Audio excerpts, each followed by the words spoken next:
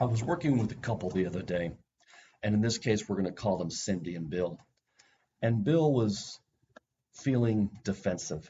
I could see him shifting as Cindy was beginning to try to talk to him about her feelings of longing to be closer to him, to feel more connected. And as the tension began to rise a little bit, I broke in as I usually do. And I said, wait a minute, hold on a second. Let's slow this down. I said, Bill, something happened with you there. Something shifted with you, and I felt you get a little bit defensive or guarded. I said, what happened? And he said, well, she was telling me it's my fault, that she's criticizing me, telling me that I'm not giving her what she needs, and somehow I'm purposely withholding that. And he said, it's not my fault. He said, he was obviously upset and getting defensive and a little bit angry. So as we began to walk through that with him, I asked him, I said, well, what exactly did you hear that told you that it was your fault, that she was blaming you? And he began to explain, well, when she says things like, I want to be closer to you, or when she says things like, I have to wait until you get done with your work schedules and I feel like I'm always waiting. He said, that tells me this is my fault, that she's blaming me, that I'm not giving her what I need. And so we began to explore that even further. And I said, Bill, is there any part of you that's able to just hear that she longs to be closer to you? And he said, yeah, there's a part of that. And I said, is there another part of you that also understands you might be filtering this in a way that what you're hearing is that criticism and the sensitivity that? He said, oh, absolutely. He said, I'm open to the fact that might be 90% of what I'm hearing is being filtered through that particular lens. And I said, great. I said, let's just set that lens aside for a minute, that filter that says it's your fault, that you're somehow not meeting her need. And let's just focus on this little percentage here that's able to hear that all she's saying to you and expressing is that she longs to be closer to you. This, I think, is a great example of what an internal working model is. We're going to drill down into what that means in just a moment. But the question becomes, when we're hearing our partner and we filter something a certain way, how much is real of what we're hearing and how much is being filtered from past experiences? And so the question becomes, is it you or is it me? And that's what we're going to talk about today. Welcome to Trauma-Free Relationship, a podcast that provides support and guidance to help heal the wounds of attachment trauma. Whether you find yourself struggling with unresolved issues in the past or have experienced trauma in your current relationship, our goal is to provide accurate, scientifically informed information, as well as the tools to help you create a secure connection between you and your partner. And here's your host, Tom Philp. Okay, let's dive in. Today we are talking about internal working models. This goes by a lot of different names, depending on the particular theory that it's derived from. Different theorists have come up with different names for this. They go by core beliefs, they go by schemas, they go by mental representations, templates, attachment maps, whatever name that we're calling it, and in attachment terms, it's called internal working models. Whatever name we go by, essentially what this is an internalized representation of interactions that shape our beliefs. And so I think about this a little bit like riding a bike. I'm assuming most of my listeners have learned to ride a bike at some point in their life. I know as a child, I was all over my bike, all over my neighborhood, everywhere that I could be. And it was my prized possession in many ways because it transported me to my friends, to baseball practices, to whatever it was I was doing. That was my go-to vehicle at the time. And like riding a bike, it took a while to learn how to do that. So when I first got on a bike, it was very shaky. right? My dad was holding the back seat, making sure I didn't fall over. At the time, we didn't wear helmets or knee pads because that just wasn't the thing in the 70s when you rode bikes. So I didn't have any of that protective gear on. There were lots of skinned knees for sure. But over time, as I began to practice and work at it, what began to happen was that I began to internalize how to ride a bike. Went from being very shaky and keeping the handlebar steady to learning how to propel my feet and the motion of the bike forward while also steering and keeping it steady. And so that I was able to keep up a fast enough pace that I could then turn and steer and move the bike in the direction I wanted. And what essentially happened was my brain and my body internalized what that felt like. It internalized that skill. And so eventually I was able to jump on a bike with zero thought whatsoever and tear off down the street because I knew how to do that. I knew how to keep it steady. I knew how to propel the pedals forward at a fast enough rate that I didn't tip over. And so my body and my brain had learned what that was like. And that's a little bit of what an internal working model is. It's sort of an internalization or a template, if you will, that has become automatic and has set expectations for what we are like, the expectations of what we think others are like, and the expectations of ourselves in relationship with others. And a lot of this templates, these models, are laid down early in our life through our attachment figures with our primary caregivers. And so we internalized what those interactions were like. And in doing so, it created expectations for us that we carry into our adult relationships. And so much like riding a bike, when we get into relationships and we become attached with a person, these models tend to filter and play out in our relationships without us even thinking about it. Just like riding a bike, I eventually got to the point where I could do stunts. I could jump curbs. I could jump bags of trash over a little ramp that I would make. I got better and better and more adept at riding that bike because first I had learned the basics of what that was like. And I had internalized that feeling, and my body knew what to expect when I jumped on a bike and how far I could push it, how far I could push those stunts that I was doing back in the day. And that's a little bit of what internal working models are. So let's do a formalized definition. So an internal working model, it's a mental representation. It's a template or an attachment map of our early relationships with our caregivers, as I mentioned just a second ago, that actually creates a template for future relationships.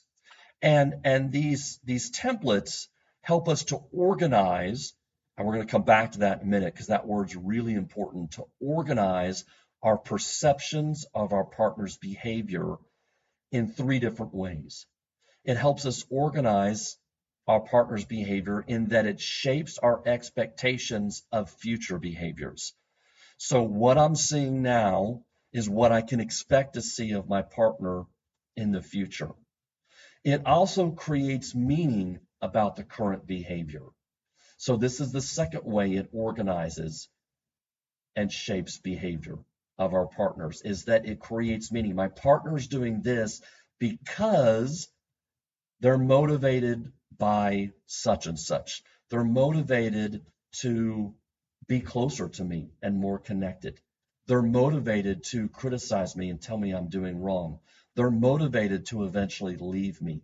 So we create meaning through these templates. That's why oftentimes we call them filters. And then finally, the third way it shapes perceptions of behavior is that they tend to emphasize either the cognitive or the emotional information at the exclusion of the other. And what I mean by that is, depending on our early experiences, we either will hone in on the cognitive portions of our partner's behavior and emphasize those in our perceptions, or we will exclude the cognitive and we will heighten the emotional aspects of what our partner is conveying and the signals they're sending, and we will organize it that way. And this profoundly impacts our own response and our own expectations of ourselves. And so not only do we use these mental representations or these internal working models and templates to organize our partner's behavior, but we also very much use them to organize our own perceptions of ourselves. How do I respond when I feel like I'm being criticized? The way Bill responded when Cindy was trying to explain to him, I want to feel closer and more connected to you. And his response was, it's my fault. I'm not giving her what I need. And part of the way he filtered that is because of his previous experiences growing up in his family of origin, where when he tried to reach out in times of need, there was no one there to comfort him, to soothe him, to protect him. And not only was not anybody there, but it was actually then used against him. Yes, I'll help you only if you do such and such. So his need to reach out was then weaponized against him in many ways. So it's no wonder that he hears criticism. It's no wonder that he feels like he's being blamed for the lack of connection from his partner. And then he's shaping that and filtering that information by hearing her demands and then blaming himself and getting defensive, feeling like once again, I can't get it right. I couldn't get it right in my family growing up, and I can't get it right for my partner now. Now, one of the things I want to clarify is that these templates are not exact replications of events that happened in the past. We are not remembering exact events as they unfolded in our childhood. What we are remembering are bits and pieces and the feeling of what happened. And Damasio, who's written a great book by the very same name, The Feeling of What Happens, is very much what it is. What's being triggered in us and either causing defensiveness or triggering our vulnerabilities is the feeling that comes up for us when we get triggered like that. And in those moments, we usually often do go into our defensiveness because we feel vulnerable. We feel something's been touched inside of us that triggers that vulnerability, that takes us back to that place, but only in bits and pieces. It's not like a full flashback we're having, like a trauma flashback might be, although trauma flashbacks do come in bits and pieces as well. But we're remembering the feeling of being rejected and abandoned and not attuned to in those places.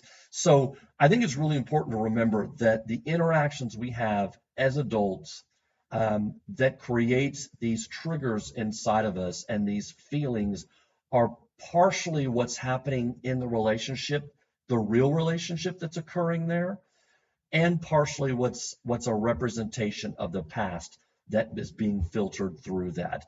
They're not exact replications of our memories. I know oftentimes with couples, they will get locked in what I call whose reality is going to dominate. And so what I see oftentimes is couples will get into whose version or whose memory of an event is going to actually define what happened and is going to tell the narrative of that story. And so I'll find couples, and let's just take Cindy and Bill as an example. Cindy can say, well, you didn't say that then. You said this to me. No, I didn't say that. I only said that when you said this. And so now they're caught in whose version of reality is going to win. And that's a zero-sum game. That's not going to work out well for either of them because either of them feels so protective and adamant that their version of reality is correct. It's, I know what I heard. I know what I remember. Don't tell me I'm getting it wrong because I feel so adamant that I'm right. And of course, so does the partner. And so oftentimes these arguing over whose version of reality is going to win is like I said, a zero-sum game. Nobody's going to win that argument. And that's not a productive path to go down when trying to resolve conflict, in part because It's a combination of the way both people are filtering the event through the past experiences they've had and their internal working models, and partially because of the interactions that they had in real life as adults trying to get their needs met in this relationship. Okay, so what typically happens then is when we have these internal working models is that we tend to use them in three different ways. And so the first way we might use them is we might treat ourselves like our past attachment figures treated us. And we call this a negative view of self. And so oftentimes what we'll see is we'll see people that will blame themselves, have low self-esteem, carry around a sense of shame. I'm broken, I'm not right, I'm unlovable. These are what we call negative views of self. And they are internalized representations of how they were often treated growing up, that they are now treating themselves in the same way. The second way internal attachment models affect us is that we will treat others like our past attachment figures treated us. And we call that a negative view of others. And so oftentimes we will guess that somebody has a negative motivation towards us. And so we will treat them as if our attachment figures treated us growing up. So we will be critical. We will try to turn up the heat to get more engagement. We will be inconsistent, criticizing, demanding, so on and so forth, because that is often how we were treated and what we saw and what we internalized as well. So we call that a negative view of others. And then finally, what will happen is, and this is the third way we'll use these models, is that we will project onto others that they're going to treat us like our past attachment figures treated us, and that then we will try to be preemptive and we will treat them as if they're going to treat us in that same manner. And we call that projection. And I'm sure that's a term that many people have heard before. Projection is simply taking something that is inside of you, an expectation, and placing that onto your partner, that they are going to act in a certain way, and then you begin to treat them as if that is true for them, as if they have that motivation, when in fact, that's really coming from you. And so if I think my partner is going to abandon me and reject me, I might start causing a conflict, and I might reject my partner first, because on some level, I feel like my partner, that is their motivation. They're going to eventually reject me. So I might as well create conflict and reject them first and shut it down and move away and move into my protective strategies, because that's going to eventually happen anyway. And so these internal working models unfold in relationships usually in one of these three ways. We have a negative view of ourselves. We treat ourselves like our past attachment figures treated us.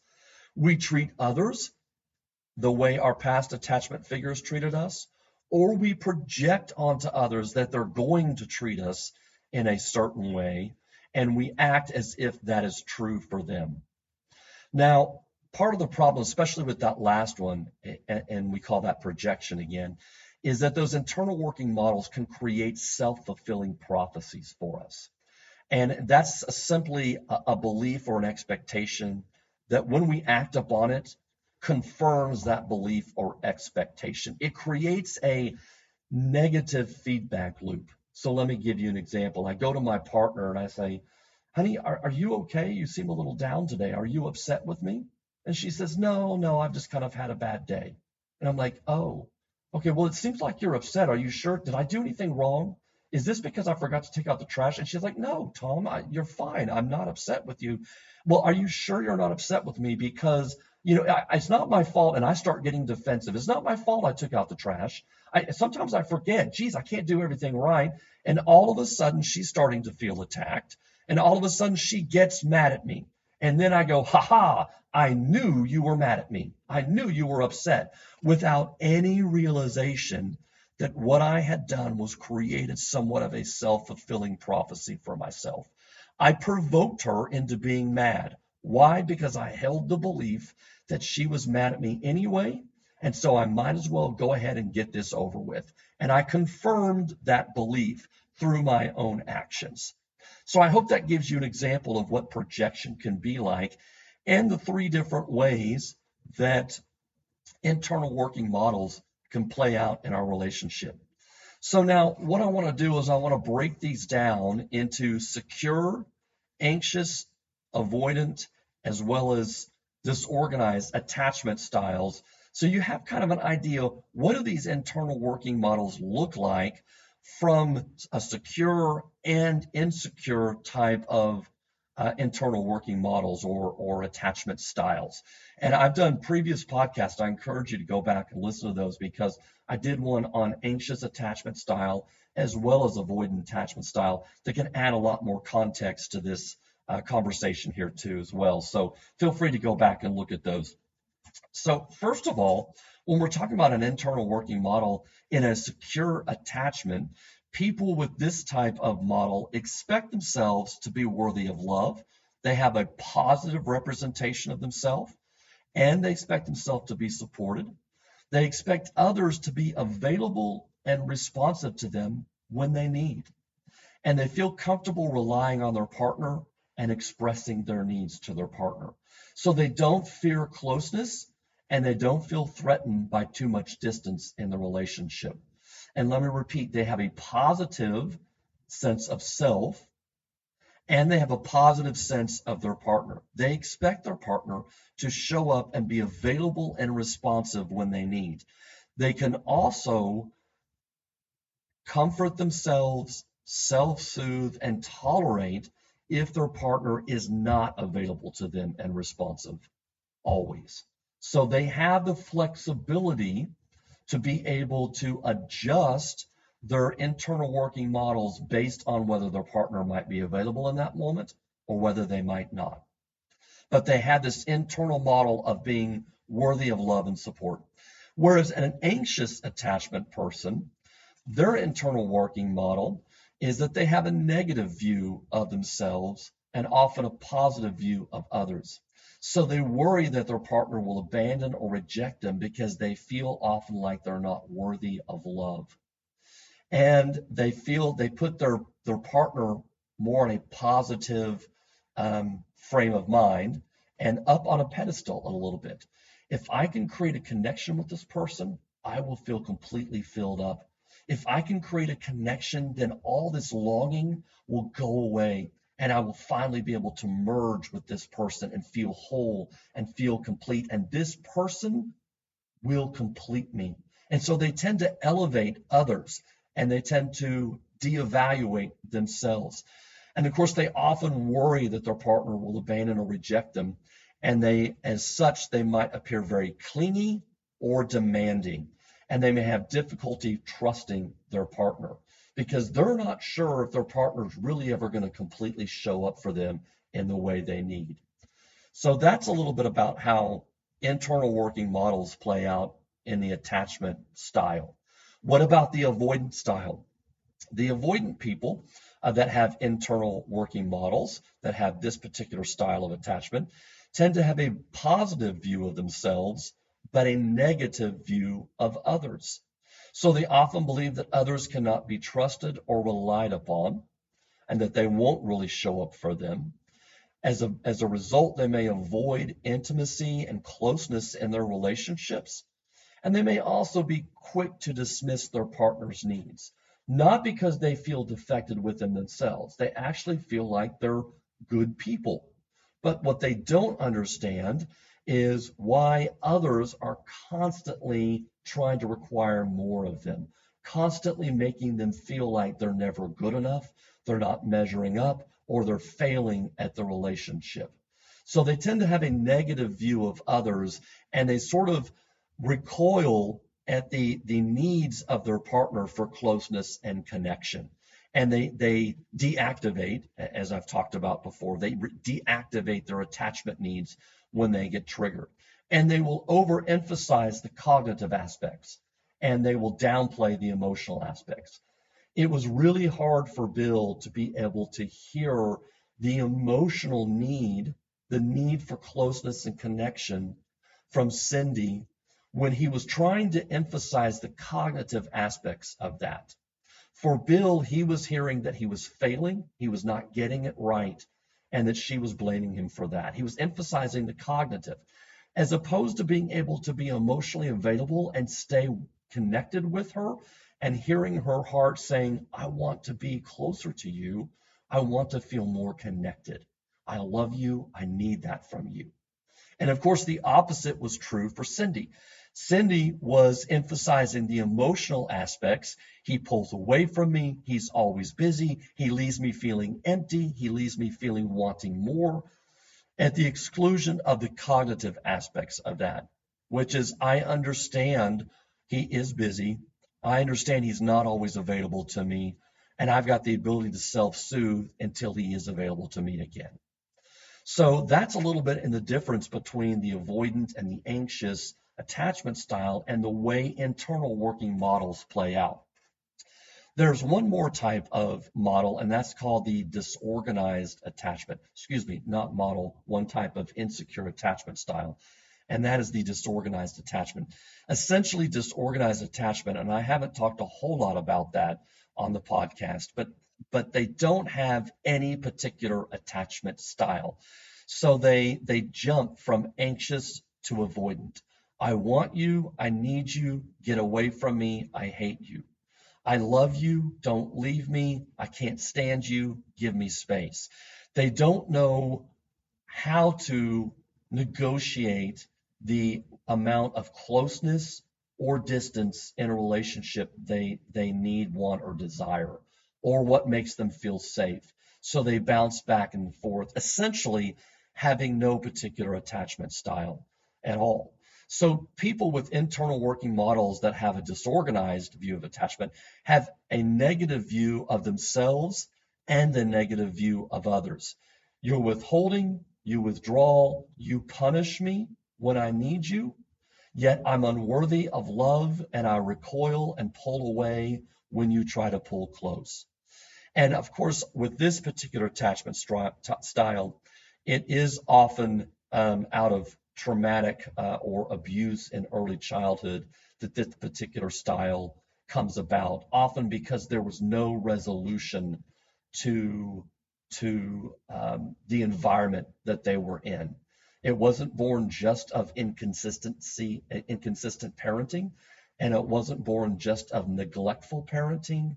It was born of punishment parenting. And so not only was it inconsistent at times, it was neglectful at times, and then it turned on them and was punishing to them as well. And so they had no resolution. They had no way to be safe, period, no matter what move they made, in order to resolve and try to maintain that attachment style or attachment tie to their parents.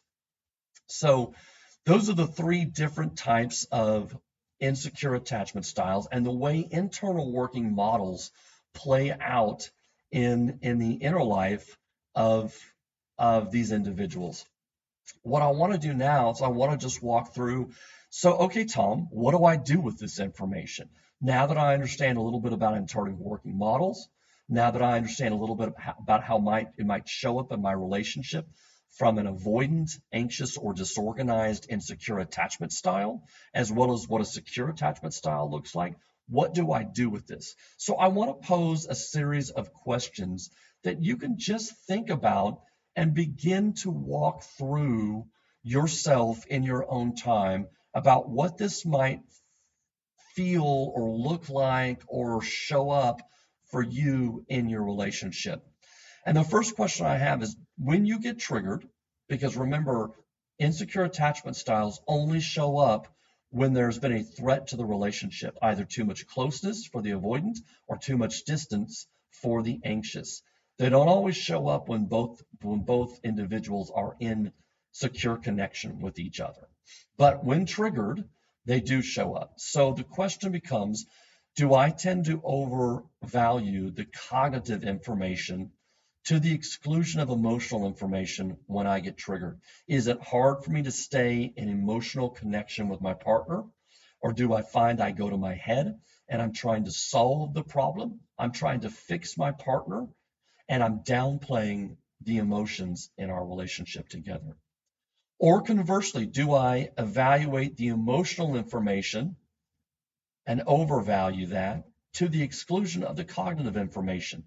Do I get consumed and overwhelmed by my emotions and then do the outpouring of those emotions spill out onto my partner so that I project that anxiety onto them in a way that can overwhelm them, in a way that I'm not thinking clearly always? I've been hijacked emotionally in my brain. And so I'm just running on pure adrenaline because I need to get my partner connected to me. So do I tend to over-evaluate the emotion at the exclusion of the cognitive information? And do I tend to devalue my partner's need for me or overvalue myself and my independence? Conversely, do I tend to devalue myself and overvalue my need for my partner and my anxiousness? Again, these are just questions I want you to ask yourself as you sort of walk through implicitly what happens to me in my relationship when I get triggered. Because if you're anxious and you get triggered, what's going to happen is you're going to give supremacy, you're going to give more credence to the emotional information you're feeling and less to the cognitive. You're going to over-evaluate your need for your partner and devalue their need for independence. And you're going to try to use everything within you to get your partner to come closer to you and connect to you. And of course, the inverse is true if you are more of a avoidant style in your attachment. So 3 more questions. Do I treat myself like my caregivers treated me? Do I tend to have more of a negative view of self in my relationships? So when I get triggered, do I often feel unloved, unworthy, like I don't have the right to be loved or something's defective or broken in me? Or do I treat myself like my early caregivers treated me and I tend to have a negative view of others? They want too much, they're too demanding, they're controlling, they're manipulative. These types of things tend to devalue others while maintaining more of a positive view of yourself. And finally, are there times when I might project my fears and my expectations onto my partner that they're going to treat me in a less than loving and caring way? Do I tend to project that they're going to leave me and abandon me? Do I tend to project that they're going to be controlling and manipulative? And can I trace that back to my fears that are coming from me versus what's actually happening in the relationship? And can I leave any room or any space inside me for the way I filter that information versus what my partner might be saying they're feeling or what might their need be? Can I differentiate, is it you or is it me?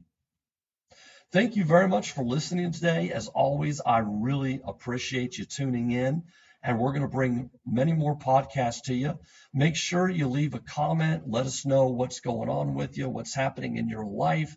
Do you like what you're hearing? Do you want to hear more or something different about your relationships, the way trauma and stress impacts your relationship and your attachment style? Thanks for listening. We'll talk to you next time. Thank you for listening to Trauma Free Relationship, a podcast for the healing of attachment trauma. You can find us on Facebook, Instagram, or our website at traumafreerelationship.com. Be sure to look for our next episode on your favorite streaming service.